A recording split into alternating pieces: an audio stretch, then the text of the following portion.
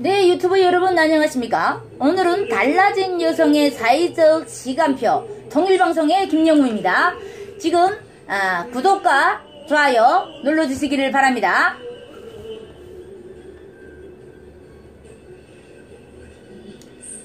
통과우리에 비하면요, 출생, 성분, 취업, 그리고 결혼, 임신과 출산, 죽음 등 인생에서 새로운 상태로 이제 넘어가면서 겪어야 할 의식을 통틀어서 말하게 되는데요.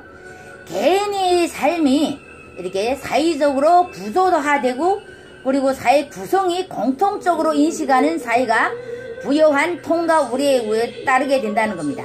그래서 통과우리라는 사회적 시간표에서 새로운 역할을 담당하는 시기가 순차적으로 나타나기 때문에 이게 시기마다 언제 지나가는 것이 가장 정확한 것에 대한 기범이 존재된다고 합니다. 그래서 지금 여성도 삶의 예의가 아니어서 언제까지 교육을 받고 결혼해서 아이를 낳으면서 일을 한다면 언제까지 일을 해야 하는가는 특징한 기범을 제시하는 사회가 시간표가 있다고 합니다. 그래서 여성의 사회적 시간표는 남성의 그것보다 다르고 시대적 변화와 필요성에 따라서 그 내용과 구조가 달라진다고 합니다.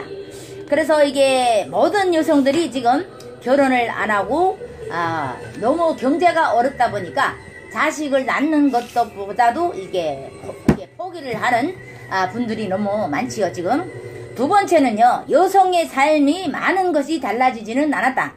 사람들은 능력만 있다면 여성도 남성과 동등하거나 높은 사회적 지위를 누릴 수 있다고 믿으면서 여성 지배와 여성 파워를 운운하고 있습니다. 저도 마치 여성물이고요, 여자예요.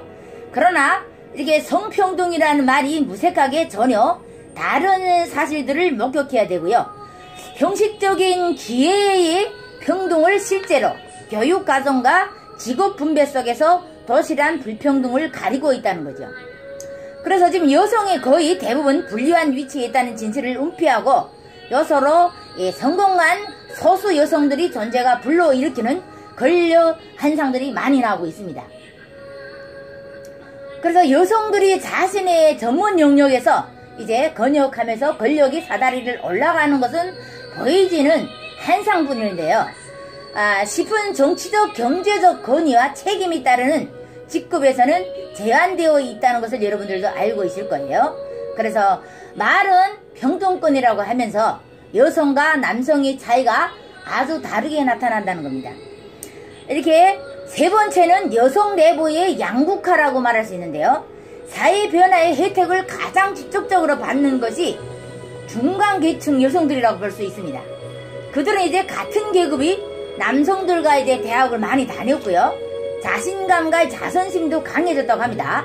그래서 졸업 후에는 고소득이 보장되는 이제 관리직과 전문직에 많이 진출하고 있으며 특히 여성이 몰려있는 직업에는 고위직까지 올라가는 경우도 많아졌어요. 그래서 그에 따라서 여전히 노동계층 여성들은 끈끈한 미륵바닥처럼 저임금직에 눌러붙은 처지라고 볼 수 있겠습니다. 이렇게 여성 고용을 중과 이면을 보면 임시적, 시간제, 영역 노동, 영세 하층, 이렇게 업체 고용 등 이제 아주 불안정하게 돌아가고 있는데요. 2013년에 이제 여성 노동자의 비정규직 비율은 57.5%, 그리고 남성 노동자들이 비교준 비율이 37.2%보다 훨씬 높고요. 여성 비기정직이 한 달 임금이 평균 113만원 정도이고 여성 비정규직 4명 중 1명이 임금은 최저임금 시 4,860원에도 못 미친 것으로 나타나고 있습니다. 그래 여성은 일가 가정의 양립을 위해서 임시직이나 시간제로 일하는 경우가 많아서 임금이 낮은 직종에 종사할 가능성이 남성보다 크다는 거겠죠. 물론 여성들이 할 일이 집에 가면 진짜 널려있죠. 아이들을 키우자면 이제 육아를 해야 되고요. 또 집에 가면 밥도 해야 되고 이게 집안도 거둬야 되고 정말 여성들이 하는 일이 너무나도 남자들 비해서 많다는 것. 그래서 세 번째를 본다면요. 여성의 일에 풍가절절하게 되고 있다는 겁니다. 그래서 일터에서 일하는 여성들이 대개 여성적인 일을 하고 있지만 많은 일자리상에 따라 분리돼서 여성형 일로 간주되고 있는데요. 특히 돌봄이게 노동의 여성 종사자 비율이 압도적으로 높다고 합니다. 그래서 남성과 이제 여성에게 적합한 일이 무엇인가에 관해서 지배적인 인식에 기초해서 남성과 여성이 각기 다른 일자리에서 집중되어 있는 것이에요. 그래서 성별을 보면 대학 전공을 이제 살펴보면요. 여성은 남성 지배적 분야인 경영의학, 법학, 그리고 정치학 등으로 많이 이동되고 있구나. 그리고 남성은 여성 지배적 분야의 우리학, 가정관리학, 아동학으로 이동되지 않는다. 그러면 왜 남성들이 활동과 이른바 여성적인 직업에 진입하지 않을까 생각을 해봤더니요. 정통적으로 여성의 활동과 직업적으로 알려진 것을 평가절하는 문화의 제도가 여전하기 때문이라고 말할 수 있겠습니다. 그래서 대개 남성이 이제 여성 지배적인 분야로 이동하기보다는 여성이 이제 남성 지배 분야로 이동한다는 것이 너무 지금 많이 나타나고 있습니다. 그래서 여성이 남성 지배적인 직업으로 이동할 경우 차별과 동료들이 저항에 부딪힐 수 있지만 금전적으로는 보상이 되고 있다고 합니다. 그러나 남성은 금전적 손해와 문화적 부정을 견디면서 젠대 경제를 위반해봐야 보상이 별로 없기 때문에 진출할 필요성을 느끼지 못한다고 합니다. 이렇게 여성이 많아 종사하는 영역에 남성이 들어오는 경우에는 소수의 남성이 취직이나 임금이나 승진에서 유리해지는 유리 에스켈레이터 현상이 일어나기도 한다고 하는데요. 주로 이제 여성 종사자가 많은 상담, 그리고 간호, 미용 등의 영역에서 일하는 남성은 여성보다 임금이 높고 취업도 유리하면서 시간제보다 전일제로 일할 가능성이 높다는 것을 볼 수 있겠습니다. 그러면 네 번째, 여성의 직업이 성별로 분리되어 있다. 그래서 여성이 이게 남성 직업에 따라서 진출한다고 해서 변화가 고른 것은 아닙니다. 그래서 주로 이제 전문직, 관리직, 사무직 등간 이제 중간 계급이 각종의 여성들이 이제 진출해서 확대되고는 있지만 소매업, 제조업체 등이 노동계급 직성에서는 1960년대, 1916년대 이르기까지 50년 동안에 거의 차이가 없었고요. 그리고 성별 직업 경제가 뚜렷하다는 겁니다. 그래서 여성이 경영, 보험, 유학, 지학 분야에서는 직업했어도 남성 지배적 직종인 건설, 배반, 용접, 자동차, 제철, 트럭 운전 등에는 발을 들이기가 어렵다는 점.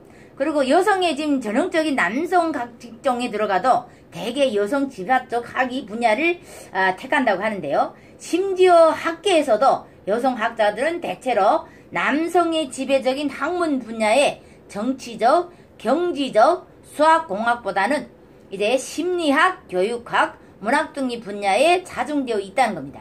그래서 여성이 남성 지배적 작업에 통합됐지만 그 안에는 이제 여성 전형적인 분야로 이동해 올 수 있다는 것.